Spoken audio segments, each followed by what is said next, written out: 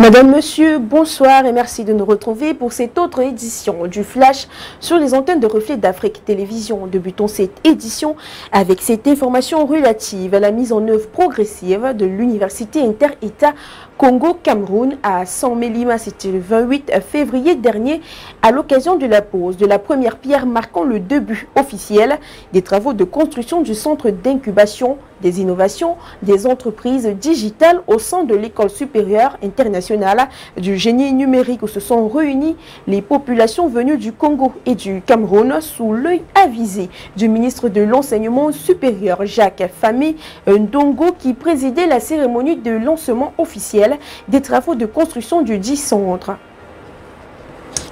Restons au Cameroun, mais cette fois-ci dans la région de l'extrême nord pour parler de cet accident de circulation qui a fait 12 morts. C'était le jeudi 29 février dernier dans la ville de Maroua. Cet accident serait dû aux défaillances mécaniques et à une surcharge, car selon les autorités, le car ayant une capacité maximale de 22 places comptait ce jour-là 34 personnes à bord. Il faut préciser que parmi les occupants du véhicule, la majorité sont des réfugiés qui allaient prendre leur ration mensuelle au camp de Minawa dans le département du Mayotte-Sanaga. 15 kilos de cocaïne saisis à l'aéroport de Douala, $1 million, soit un peu plus de 6 millions de francs CFA. Telle est la valeur estimée de la cargaison de cocaïne saisie mardi 27 février dernier par la douane dans la zone fret de l'aéroport international de Douala. Selon les sources concordantes, la prise a été effectuée par la subdivision commerciale des douanes en poste à l'aéroport. La drogue était repartie dans 192 sachets dissimulés dans des doubles fonds de boîtes de produits cosmétiques. Sa destination finale, le Sri Lanka en Asie du Sud, où elle serait arrivée via un vol de la compagnie Turkish Airlines.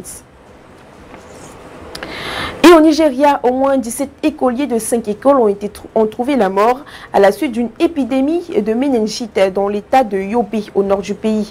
Aussi, 473 cas suspects ont été enregistrés à ce jour et la saison sèche pourrait augmenter le risque d'infection selon le commissaire d'État à l'éducation au Nigeria, Mohamed Sani Idriss.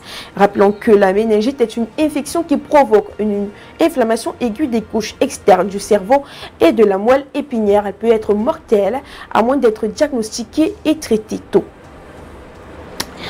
L'ancien président de la Tanzanie, Hassan Mwinyi, qui a introduit la démocratie dans ce pays d'Afrique de l'Est, est décédé jeudi 29 février dernier à l'âge de 98 ans. Selon des sources concordantes, il succombe à un cancer du poumon après une hospitalisation à Londres depuis le mois de mars 2023. Le pays va observer à cet effet 7 jours de deuil avec des drapeaux nationaux en berne choisis par le héros de l'indépendance, Julius Nyerere, pour lui succéder. Et en sport, dans cette édition du Flash, Francis Ngannou partagera le ring le 8 mars prochain avec Anthony Joshua au Kingdom Arena de Riyad en Arabie Saoudite dans un combat prévu en 10 rounds. Un deuxième en boxe anglaise pour le natif camerounais puisqu'en octobre 2023, il affrontait le Britannique Tyson Fury qu'il avait envoyé au tapis malgré sa défaite. Madame, Monsieur, c'est ici que s'achève cette édition du Flash d'information. On se donne rendez-vous demain. En attendant, restez scotchés pour la suite de vos programmes sur Reflet d'Afrique Télévision.